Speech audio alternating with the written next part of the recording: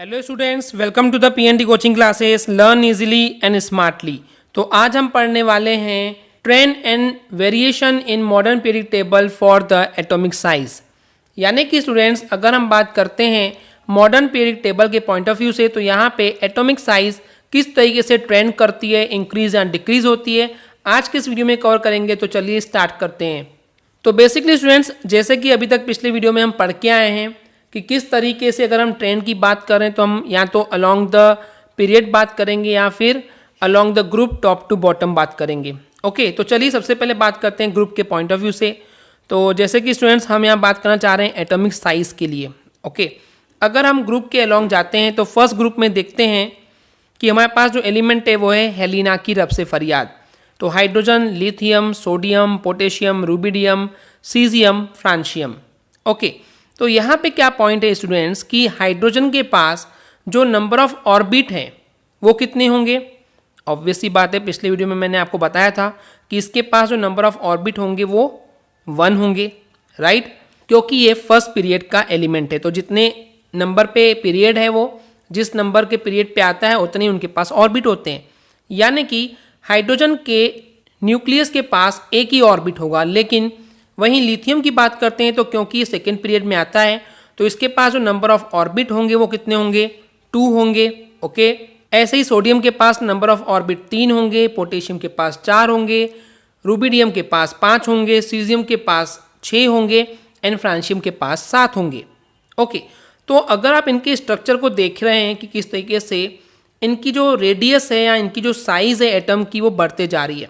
यानी कि स्टूडेंट्स, अगर मैं top to bottom along the group बात कर रहा हूँ तो ये जो एटॉमिक साइज है ये इंक्रीज होते चले जाती है। तो ये हो गया पहला ट्रेंड। सेकेंड ट्रेंड की बात करते हैं left to right along the period. Okay, तो चलिए इसके लिए एक एग्जांपल देखते हैं। मान लेते हैं हम थर्ड पीरियड की बात करते हैं। हमारे पास एलिमेंट है sodium, magnesium, aluminium, silicon, phosphorus, sulphur, chlorine and the argon. Okay, अब देखिए, क्योंकि यहाँ पे सारे ही थर्ड पीरियड पे है, ओके, एंड थर्ड पीरियड पे तो सभी के पास 3 ऑर्बिट होंगे, बट 3 ऑर्बिट तो सबके पास है, बट इनके पास जो आउटर मोस्ट पे जो नंबर ऑफ इलेक्ट्रॉन है वो क्या होंगे, वो बढ़ते जाएंगे। जैसे कि सोडियम का 281 इलेक्ट्रॉनिक कॉन्फ़िगरेशन होता है, सबसे बाहर आउटर मोस्ट ऑर्बिट पे नंबर ऑफ इलेक्ट्रॉन 1 है। मैग्नीशियम के लिए 282 यानी कि आउटर मोस्ट ऑर्बिट पे इलेक्ट्रॉन 2 है। एल्यूमिनियम के लिए 3 है, सिलिकॉन के लिए 4 है, फास्फोरस के लिए 5 है, सल्फर के लिए 6 है, क्लोरीन के लिए 7 है, ऑर्गन के लिए 8 है। ओके, अब देखिए, यानी कि जैसे जैसे हम लेफ्ट टू राइट जा रहे हैं, अलोंग द पीरियड जा रहे हैं, यानी कि जो आउटर मोस्ट पे जो नंबर ऑफ इलेक्ट्रॉन है वो बढ़ते जा रहे हैं। ओके, बट यहीं पे अगर हम बात करते हैं जो प्रोटॉन है, प्रोटॉन कहाँ होता है पता है स्टूडेंट्स, एक एटम के न्यूक्लियस के अंदर प्रोटॉन एंड न्यूट्रॉन होते हैं। न्यूट्रॉन तो चलो ठीक है, न्यूट्रल होते हैं, बट प्रोटॉन यानी कि पॉजिटिव चार्ज। तो देखिए, जो सोडियम के पास जो नंबर ऑफ प्रोटॉन है वो कितने होंगे, सोडियम के पास नंबर ऑफ प्रोटॉन कितने होंगे, जितने की नंबर ऑफ इलेक्ट्रॉन है, राइट, दैट इज 11। तो सोडियम के पास नंबर ऑफ प्रोटॉन 11 है, मैग्नीशियम के पास 12 है, एल्यूमिनियम के पास 13, सिलिकॉन के पास 14, फास्फोरस के पास 15, सल्फर के पास 16, क्लोरीन के पास 17, ऑर्गन के पास 18। अब देखिए, इस चीज़ को समझिए स्टूडेंट्स कि जैसे ही हम along the period left to right जाते जा रहे हैं तो जो न्यूक्लियर चार्ज है, न्यूक्लियर चार्ज यानी कि जो पॉजिटिव चार्ज है न्यूक्लियस के अंदर, वो इंक्रीज होते जाता है। तो जितनी ज़्यादा पॉजिटिविटी होगी वो इलेक्ट्रॉन को उतना ही ज़्यादा ताकत से खींचेगा। क्यों खींच रहा है, क्योंकि प्रोटॉन क्या है, पॉजिटिव चार्ज है, लेकिन जो इलेक्ट्रॉन है जो कि उस ऑर्बिट में घूम रहे हैं वो नेगेटिव चार्ज के पार्टिकल हैं। तो क्या होता है कि जो न्यूक्लियर है, ओके, न्यूक्लियर चार्ज जो है बेसिकली वो पॉजिटिव चार्ज है, तो इलेक्ट्रॉन को अपनी तरफ खींचता है। तो जितना ज़्यादा लोग खींचेंगे, ओके, उतना ही ज़्यादा उसकी साइज़ जो है वो छोटी होती जाएगी। इस चीज़ को समझिए स्टूडेंट्स। जैसे कि सोडियम में क्या हो रहा है कि यहाँ पे जो नंबर ऑफ प्रोटॉन है कितने हैं, 11 है, तो सबसे बाहर वाले ऑर्बिट में जो इलेक्ट्रॉन है कितने हैं, 1 है।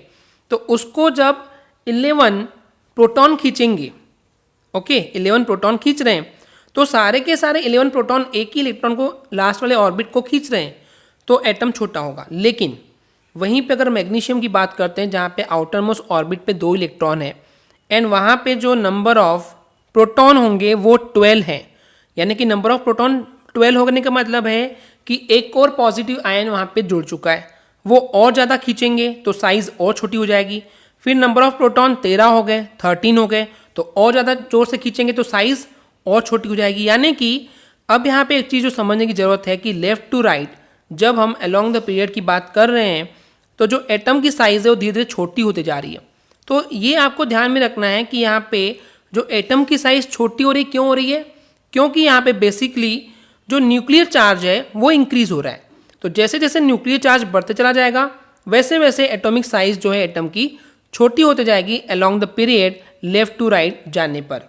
Okay students, so overall what is a trend कि अगर हम left to right along the period जाते हैं तो ये जो एटॉमिक साइज है वो डिक्रीज होते जाएगी, लेकिन वहीं पे हम along the group top to bottom जाएंगे तो ये जो एटॉमिक साइज है वो बढ़ते चले जाएगी। ओके स्टूडेंट्स, आई होप आपको क्लियर हो गया होगा।